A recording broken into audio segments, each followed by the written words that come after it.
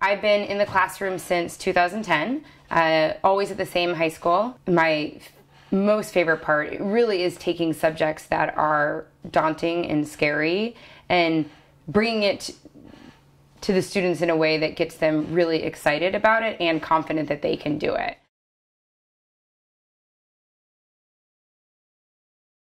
You know, if you've been in teaching for a long time, everybody has a horror story of a teacher that needed their union. I just had a very unfortunate experience last year with my principal, and no teacher ever really had disciplinary action taken against them. We were just harassed.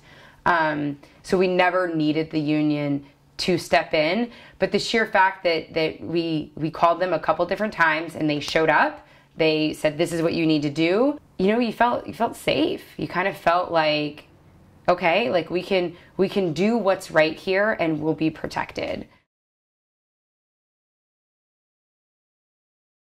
You started with the facts that the union, you know, you pay your dues out of your paycheck, and the union, you know, uses those for collective bargaining, uses those for X, Y, and Z, also uses those to promote issues at the state level that are not directly related to education. And while she's talking, I was like, in my head thinking, wait, they do? What? What's going on? Like, what does she mean? Like, probably stuff that's like kind of related. And so a couple articles got sent to me and I did my own research and was like, oh, no, this is not directly related to education. And this is kind of a lot of money. And, you know, we're about to strike. My LA Unified is about to strike. Like, I feel like we should be using our finances differently, and I feel like this should be communicated a lot louder, that they can use my money to push forward initiatives or candidates that I may or may not support, like their other views with stuff. I mean, really, we should only be using our money for education.